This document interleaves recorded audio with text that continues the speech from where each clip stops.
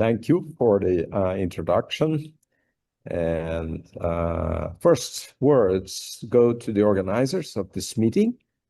My pleasure to be here, my honor to be invited to share with you today one topic of my research, which is about copper sulfide nanofilms.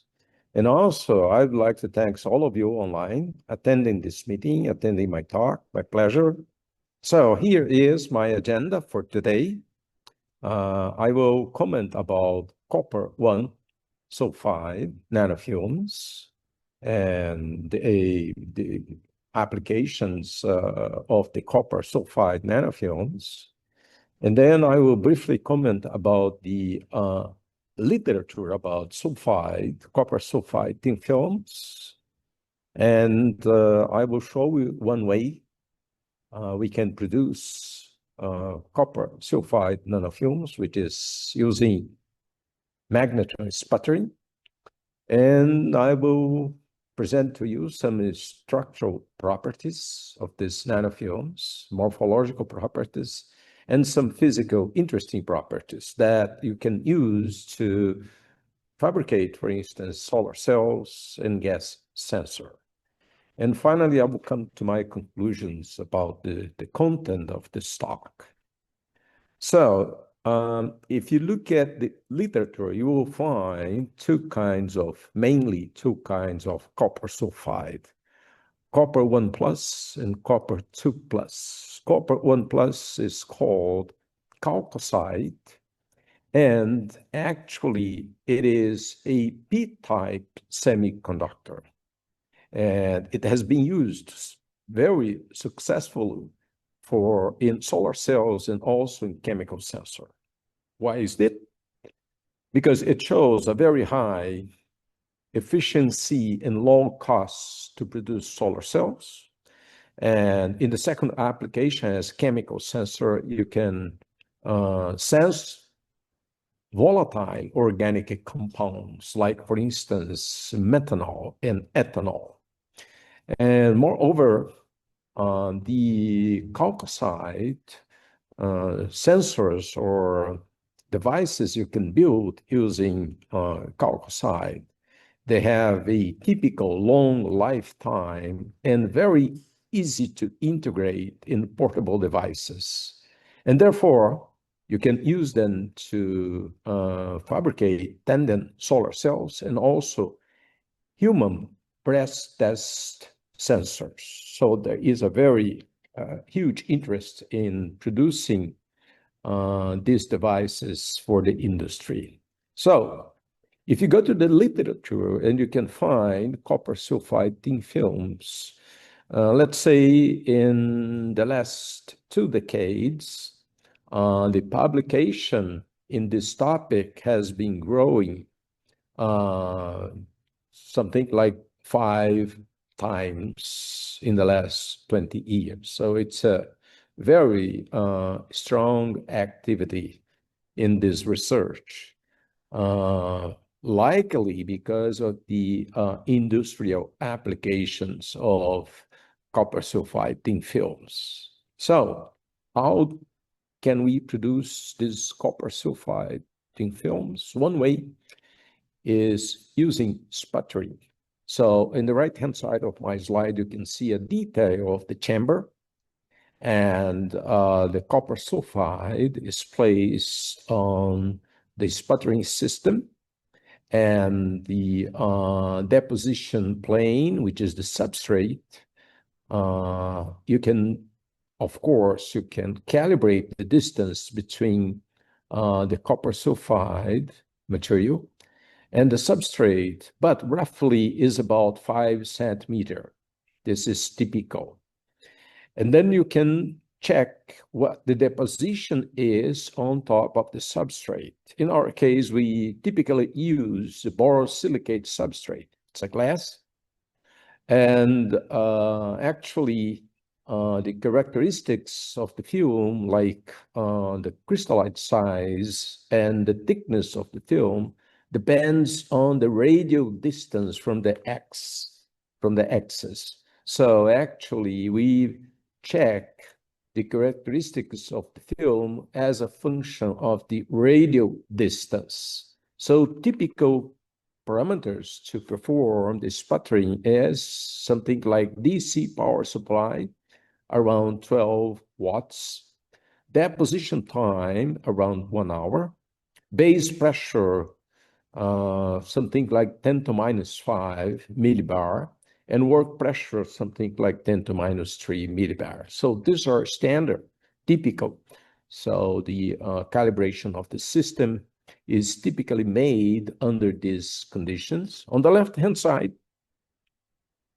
you can see typically the thickness of the film as a function of the radial distance from the axis of the system. So these are data collected from the thickness using the X-ray diffraction data from transmission, from scanning electron microscopy, also using optical and transparency measurement, optical transparency measurement. So from all these three techniques, we found that typically the thicker films you may find actually at the axis of the system. So X here is equal to 0. And at the border of the substrate plane, you find the thinnest deposit film. So these are very typical morphological characteristics of the deposit films using the sputtering. So one more details about the structural properties of this film. We actually record the X-ray diffraction of the film as a function of the distance from the center, from the axis of the deposition chamber. And you can see that as we move from the center to the border, like from 5 millimeters distance from the axis up to 55 millimeters from the axis. So you can check the X-ray diffraction. It looks like about the same. However, we can, of course, perform for each X-ray diffraction data, we can perform the Ridgewell refinement of the data. And then we can extract, like, for instance, the mean crystalline size and the strength of the film. So we can use the William Hall plot to extract the mean crystalline size and the film strength. So we perform this Ridgewell refinement for all this X-ray diffraction. This is typical. And then we can extract, for instance, the many information about the copper 1 sulfide nanofilm. So on the left-hand side, you can see the table. X is the position, is axial position from the center of the deposition system. You can see that the lattice constant is about the same. It's a slight fluctuation. The C parameter also the same. The cell volume is about the same all over. And then we can extract from the Ridgewell refinement, we can extract the mean size of the crystallite, which is a smaller at the border of the deposition plane, and it is bigger around the center of the deposition. And likewise, we can take the thickness of the film. On the border is the thinnest film, where the mean crystalline size is smaller. At the center, we have the thicker deposit film, and likewise the mean crystalline size is the biggest one. So we can check, for instance, the cell volume on the right-hand side. You can see that the cell volume changes slightly, being the greater right at the center of the axis and reducing as you move towards the border of the film. So you may say that 92 over 85 is the standard lattice cell volume for the bulk, standard bulk copper 1 sulfide. So as for the morphological properties, we can, for instance, perform scanning electron microscopy and extract the thickness of the film. You can see this on the left-hand side of my slide. At the position of about 5 millimeters from the center of the chamber, the film thickness is about 800 nanometer. When you go to the border, like 45 millimeters from the axis of the chamber, you get smaller, thinner steel films, about 290 nanometer in film thickness. You can perform also the EDS spectroscopy, for instance, at the position of 5 millimeters from the center. And then you can check the composition of all those spots, the blue spots and 1, 2, and 3 spots. They are about the same. In this plot, the lower part, right-hand side, you can see the composition. And basically, we look at the L alpha line for copper, L and K alpha line for copper. They are there in all samples. And the sulfur line, we check the K alpha sulfur line at the right positions, indicating these elements comprise the film. But also we can check some impurities like oxygen, silicon, calcium impurities. And those impurities, they increase intensity as you move from the center to the border of the deposition plane. So we can check also some optical properties looking at the transmittance of the samples.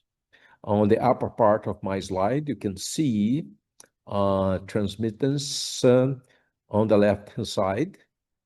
And also we can check not only at the left-hand side of the substrate plane, but on the right-hand side of the substrate plane. So we see this on panels A and B. They are just about the same. And we can perform a curve fitting of this data, and then you can extract, for instance, the refractive index of the film and also the extinction coefficient. You can see this data on the lower part of my slide. So we can extract very much information about the system. In particular, we can extract the band gap of this semiconductor material. You can see here on the upper part, the tau plot method to extract the band gap of the material. So we see that the band gap changes as we move from the border 200 nanometer in thickness up to the center 1000 nanometer in thickness. So as the thickness of the film increases, we have a reduction of the band gap. And it means also that we move from the size of the crystallite, the crystalline size also changes as a function of position, and therefore it changes the band gap of this nanomaterial. From this data, we can extract, for instance, the hole density, which is, you can see on the lower part of my slide, which is around 2 times 221 per cubic centimeter. This is typical for holes. And then we can extract the mobility of this material, which is about 2 times 2 square centimeter by volt and second. So it's roughly about the same, not only in the hole density, but also a mobility of this material is the same regardless the thickness and regardless the crystalline size, at least in this range. So let me come to some conclusions about this presentation today. The first and very important one is that copper 1 sulfide nanofilms can be successfully fabricated by magnetron sputtering. And these nanofilms, copper sulfide, they present a strong dependence on the substrate position. For instance, the crystalline size changes as a function of position on the substrate. But very, very important point, although the thickness of the film change as a function of the radial distance in the substrate, you always get a monophasic hexagonal. So it's high chalcosides, so copper sulfide nanofilms were produced. So this is the only single phase produced. And we found that the band gap, mobility, and charge density for solar cells and sensors, they are typical and values required to build solar cells and sensors. So the copper sulfide nanofilms can be used to produce this kind of devices. You have a controlled growth in terms of thickness and crystalline size as you use the magnetic sputtering. So it's easy to control. Of course, you can modulate some, for instance, the deposition time, and then you can modulate the film thickness and the crystal size. And therefore, all the properties, particular optical properties, show that these copper 1 sulfide are very promising for optoelectronic devices and sensors. So once more, I'd like to thank the organizers of this meeting. My honor to be here today. And also, I would like once more to thank all of you online attending this meeting and attending my talk. So here on the lower part of my slide, you can see my email address. If you want to contact me, please feel free to do so. And finally, if you have any question, I'll be happy to take the question. Thank you once more.